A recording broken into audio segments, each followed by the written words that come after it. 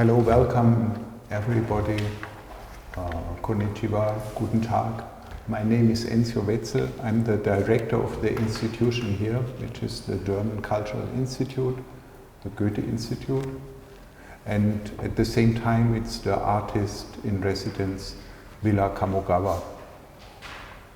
Normally we host artists from Germany, but today we want to discuss about art and especially about what happened in the last documenta.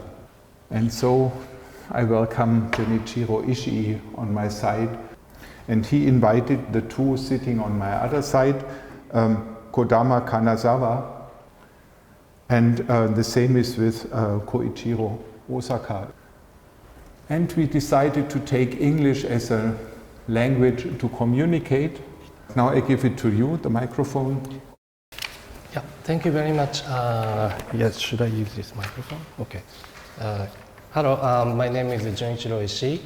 I'm an artist. Basically, I was working for site-specific work, and so today the talk goes in English, and my English also is so poor, so I try my best to deliver something, but if you cannot understand, please imagine to what I meant to say. So actually, this is what I was doing for my 20 years art career. I have to imagine always. Like after graduate, I moved to South Korea. I speak little Korean now, but at the beginning, I totally couldn't understand anything. And my English grows better, and I moved to France.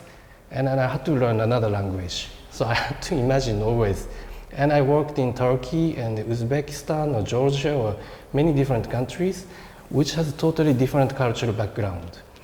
And each time when I face on something very ununderstandable reality, I had to imagine what these people are thinking about.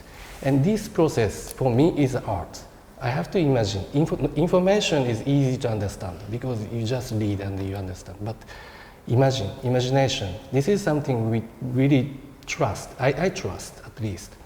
So as an artist. And last year, the Kassel documenta was a really good opportunity for me to imagine some other world or other form of society.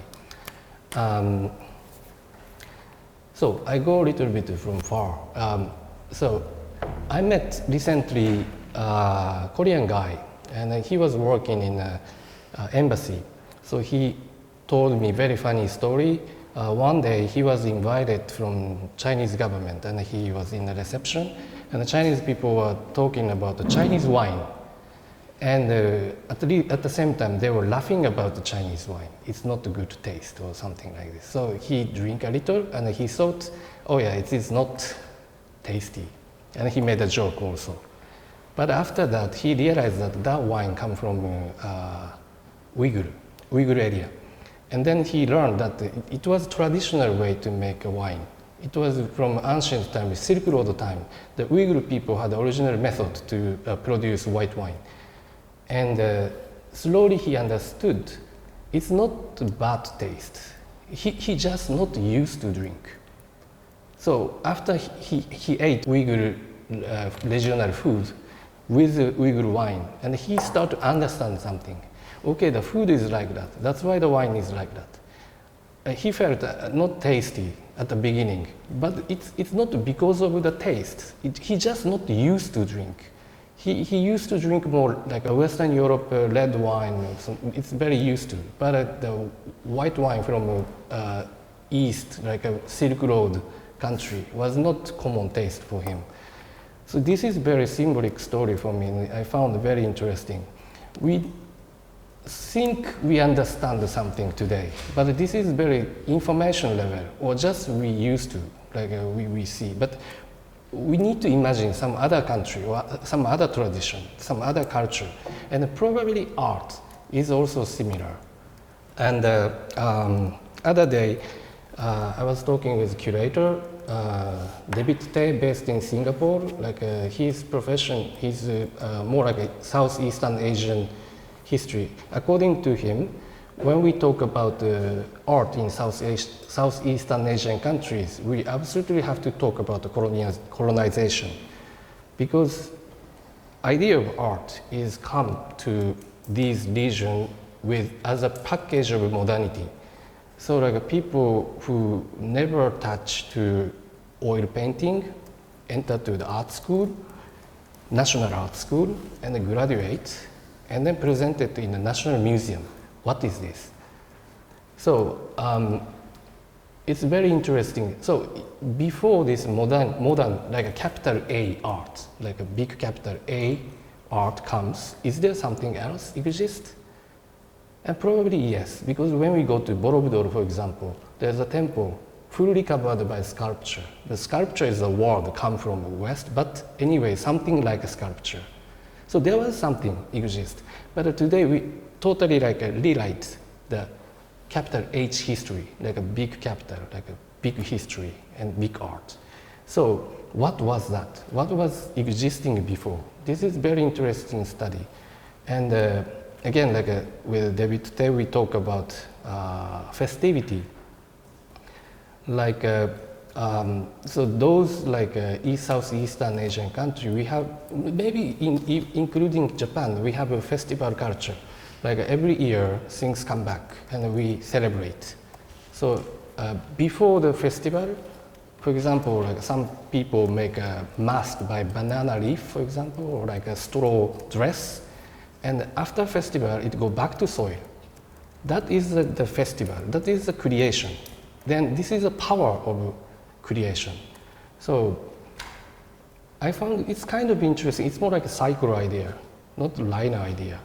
But yeah, and like today we see like many international art festivals or biennales or fairs, and these people who's flying around these like festivals, we have a kind of a silly joke. It's not like art festival, more like art party.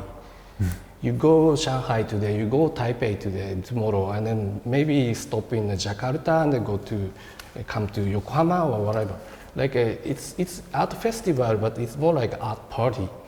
You go to opening and then see the people who you know, and then drink together, and next day you have a flight. What is that? So it's very interesting, but it's a joke, but it's maybe not a joke. If, for example, see like a festivity is like an art, like an Indonesian banana leaf mask. Until festival is more important. This energy is something probably we can call art today. Like maybe like a festival has an energy, and then people attracted by energy and flying all around the world. And if we consider this energy is the art, what we are seeing in the exhibition is actually like abandoned, like the body, the spirit already left. We are seeing kind of like leftover of the energy. So if we think this energy itself is art, maybe we can think our 21st century art is a little bit from different point of view, because material is maybe not important anymore. If we think like a 20th century is the time that the art become the commodity, maybe 21st century we are facing a little bit different moment. It's basic education. When you go university, you don't say like, okay, this is art. No, we are seeing something through the object, but we are seeing something deeper, like the philosophy or think or the life through the material. So material itself is probably not important anymore. So if we think like that, maybe the perspective of art today is a little bit different from last century. And yeah, so maybe we can discuss a lot about this, what is art today, and yeah, like what happened in Documenta. Maybe I slowly going to pass to Kodama-san.